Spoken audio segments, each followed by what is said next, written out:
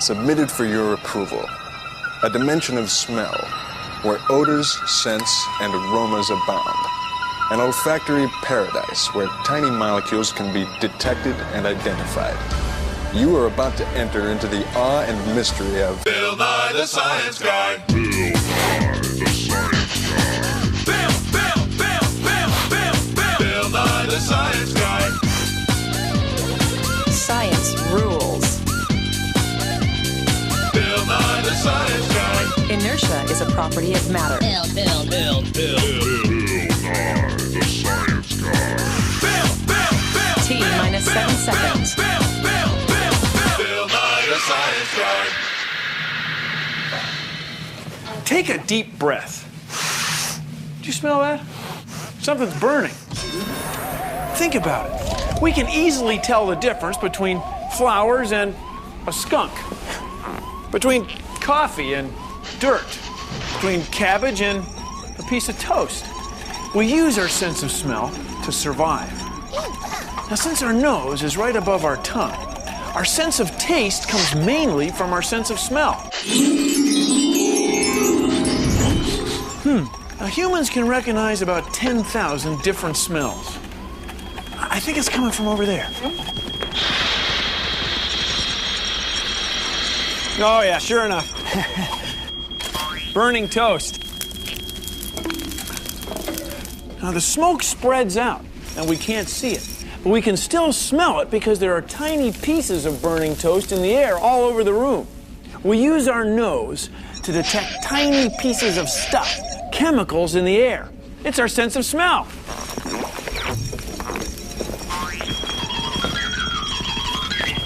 Take a look at this. It's our great big nose of science. Now, when you breathe, air goes up here. No. Through your nostril. Bill, not up the nose.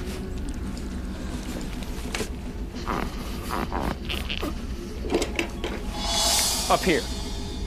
Ooh. In the nostril. See? Then,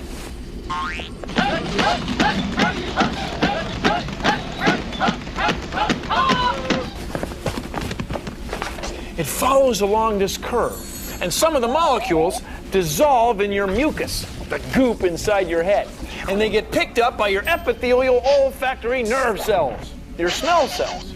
They can detect one molecule in 10 million. Wow. Here's how they work. Different molecules have different shapes, and our smell cells can detect those shapes. Sometimes they fit perfectly, and you smell that molecule right away. Other times they don't fit so well, and you don't smell the molecule as strongly or not at all. Now, we recognize different patterns of chemicals as different smells. Then our smell cells send a signal through our olfactory nerve to our olfactory bulb, the part of our brain that recognizes smells. It happens just like that. You don't have to think about it. So when you smell burning toast, little pieces of burning toast, little burning toast chemicals are going up your nose. No way! Way! It's science! I mean, it's sinus.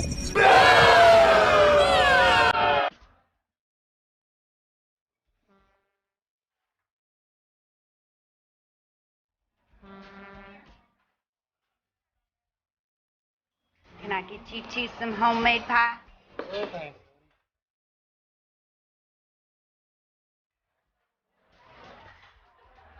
What if you could see, smell the comforting aroma of a cup of cocoa?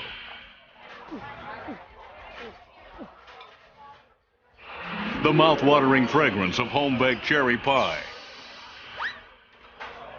And the warm company of friends and companions. And what are you having?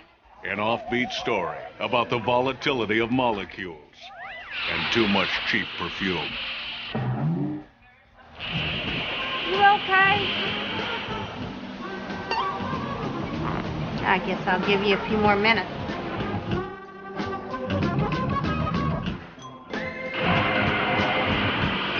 Make it your business to visit the Snoot Tea Cafe, where the coffee's always hot and the atmosphere is always volatile.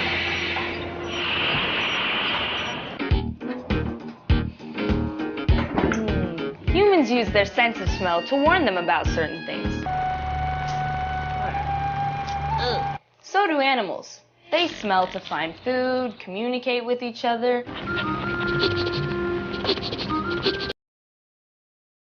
About danger. Their sense of smell is essential for them to survive.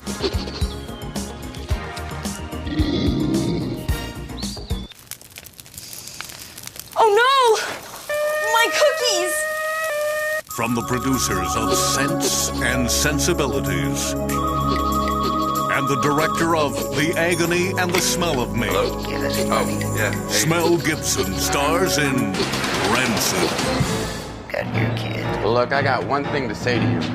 Give me back my son! No. Whoa, baby. What'd you say? No, not you. I don't understand. Look, can I call you back? No. Rancid. Sniff it out before its expiration date. Wasn't for my keen sense of smell. I might have drunk that. Imagine a world without smell. There'd be no delicious aroma of fresh coffee, of ripe lemons, freshly baked bread, beautiful flowers, or chocolate chip cookies. But more importantly, there would be no putrid stench of rotten meat, no disgusting stink of sour milk, and no smoky odor from a smoldering fire. You see, just like other animals, our sense of smell protects us. In fact, gas companies add a smell, an odorant, to natural gas to make sure that we smell it in case of a gas leak. Oh boy, some matches. They're over here someplace. Ah, there we go. Yeah.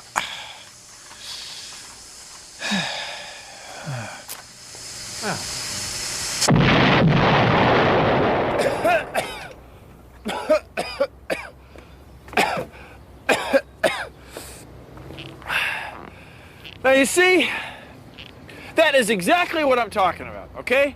I'm just glad that everything is back to normal.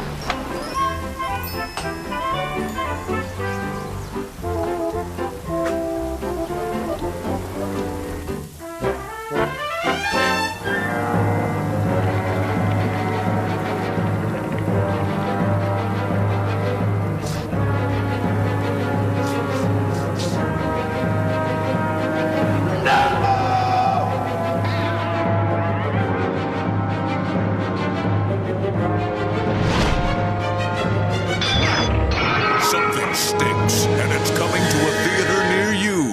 It's Rancid.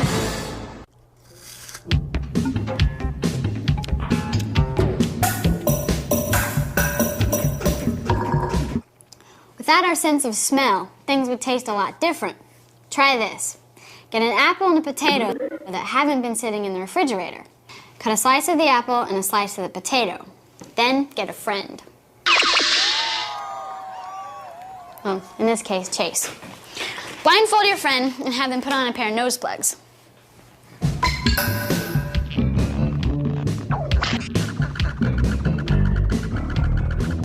Can you see or smell anything? No, I cannot. Good. See if they can tell the difference between an apple slice and a potato slice when they can't smell what they're tasting. Okay, ready? Huh? Hands.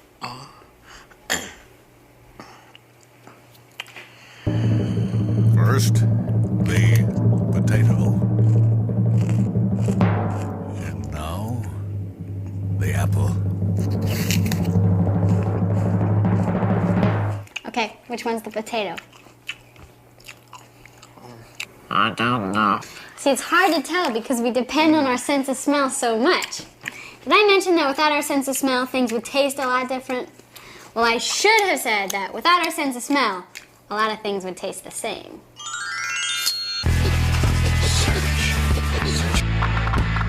Scout is specially trained to hunt termites and carpenter ants. She uses her sense of smell to do that. Are you ready? Come. It's absolutely amazing that dogs have a sense of smell that's 40 times more powerful than a human being. Are you sure? Good dog you are, yes. These are live termites. She can smell them, but I can't. They give off a chemical odor. They're called pheromones. Search. Search for T's, Scout. Search for T's. Search. Search. And you and I can't smell it, but she can. Come on, wait. That's her signal that she wants her chin scratched. Yes, I know, honey. Okay. We smell with our noses. So do elephants, bunny rabbits, dogs, cats, donkeys, even dinosaurs smell with their noses. But what happens if you don't have a nose? How do you smell? Let's say you're a moth.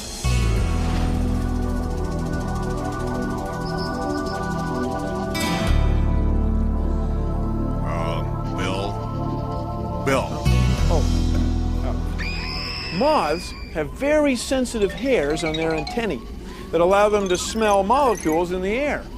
Flies have smell sensors on their feet that allow them to smell whatever they're walking on. Fish have smell sensors in their nostrils that allow them to detect tiny concentrations of chemicals in the water they're swimming in. But whether you're a fish, a fly, or a human, when it comes to smell, it's all done with molecules.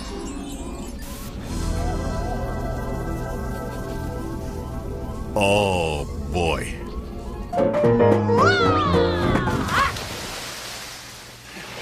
Humans have a pretty good sense of smell. Please consider the following. But sharks have an excellent sense of smell. A shark can detect about 1 molecule in a trillion.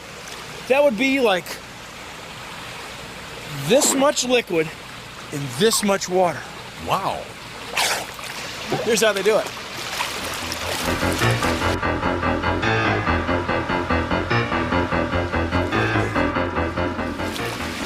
Sharks have a lot more smell receptors in their noses than humans. And 1/3 of a shark's brain is used for interpreting smell information. We humans use only a small part of our brain for smell. See, smell is much more important to a shark, so they can detect very small amounts of molecules in huge volumes of water. Well, thank you for joining me on...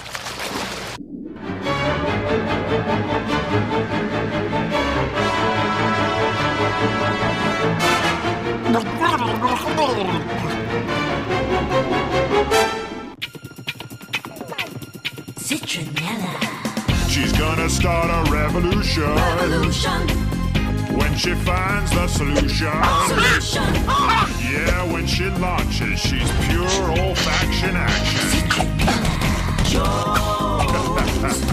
Even flies stand by for Citronella Jones. Citronella Jones. Something's rotten in Belltown. Just follow your noses, boys. That perfume counterfeiter is around here somewhere. Well. I knew there was something rotten in Denmark. Hey, wait a minute, Citronella. I didn't do nothing. That's not what my olfactory epithelium is telling me. I smell trouble. This place reeks worse than a high school dance.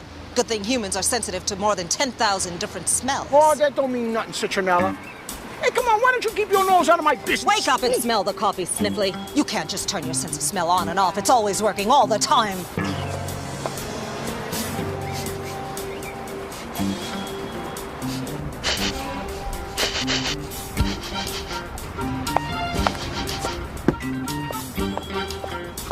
Keep looking, boys. I can smell it's around here somewhere.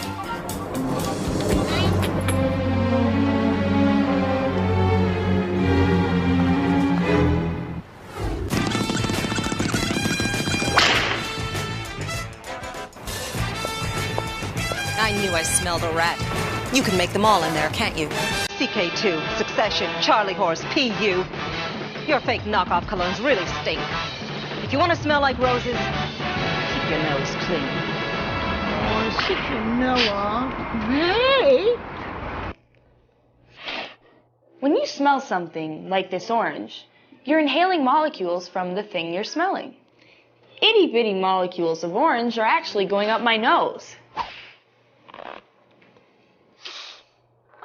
My cookies! Your nose? Nose. It smells almost like apple pie. Wow. I thought it smelled like apple cider. It is apple pie, though. Oh, it is? Hot apple pie. Yeah. Cinnamon. Hot apple pie. Wild cherry. Mango. Blueberry. Peach. This one smells sweet, Exactly. and this one is like sour. Like the strawberry. Really? It doesn't smell like the regular strawberries. Your nose gets tired, I guess. Hi, kids. It's time for Yo-Ho the Clown!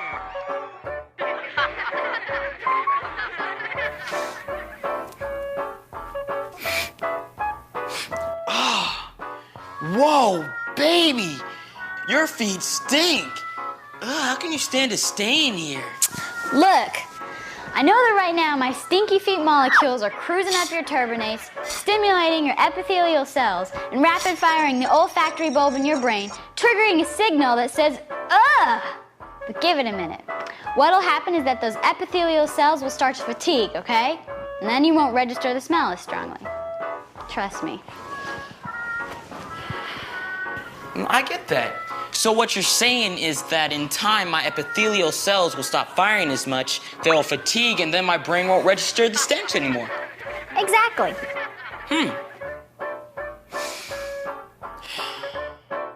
Hey, you're right.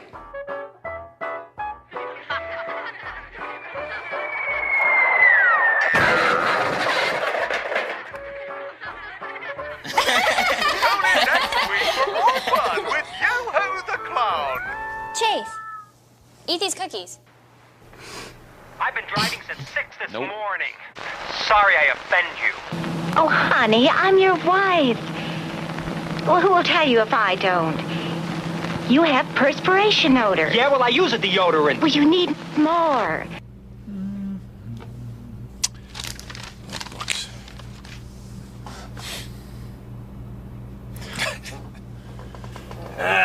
Pond scum.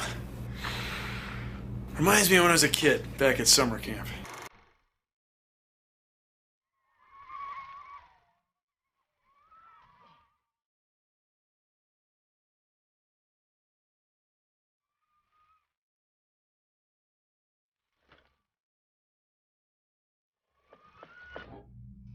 See, of all our senses, we're probably least aware of our sense of smell, but we use it all the time. It's always working.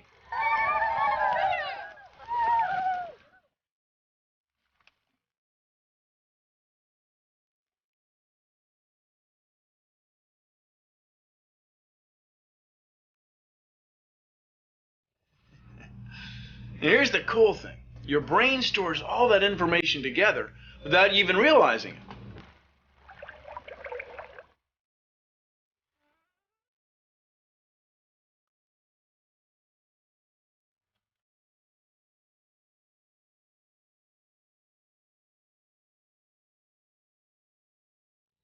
When you spend your summers around ponds and pond scum, your brain stores all those memories together, so that later on, when you smell pond scum, it triggers all the memories that were stored along with it. I have in my hand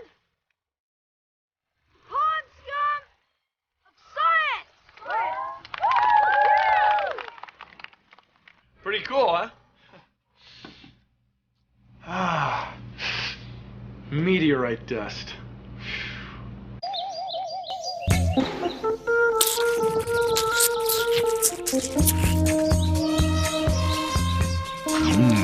That looks good.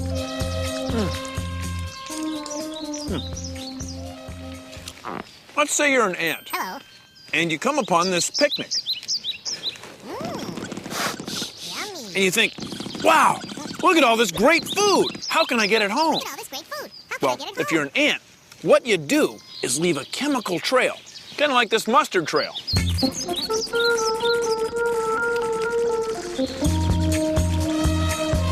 All the way back to the nest. Then the other ants can smell the trail with their antenna. Then the other ants go, ooh, yummy, food up there. And they can follow the trail to the picnic. Now Now, the thing is that ants use chemicals to send all kinds of signals. That's how they communicate. Let's eat. Okay.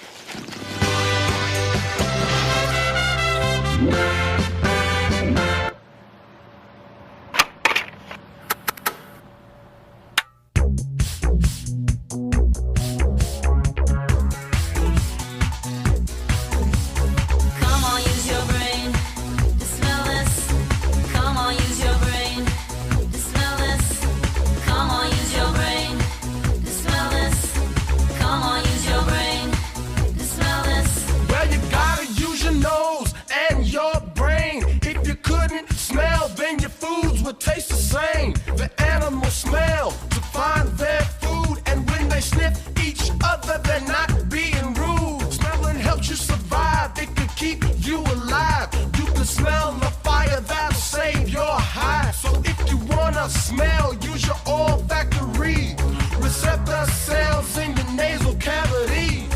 Come on, use your brain to smell this. Come on, use your brain to smell this. Come on, use your brain to smell this. Come on, use your brain to smell this. I think I'll sniff, I think I'll sniff, I think I'll sniff, I think I'll sniff.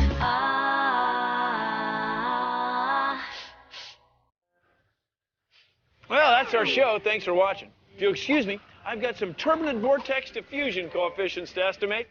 See ya. Man, I'm hungry. Something smells good. Produced in association with the National Science Foundation. There's smell. And then there's smell. Skunks use smell for defense.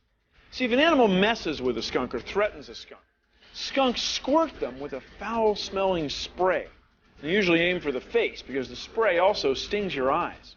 So if you're an animal and you're going to go blind for a while, and your own sense of smell is going to be completely overwhelmed by the smell of the skunk, well, you would learn to avoid skunks. He's got his tail up. See, skunks have a super system of defense using scent, using smell. It's a great system, really. No sudden moves. A system that other animals should say is really great. One slug of spray coming up.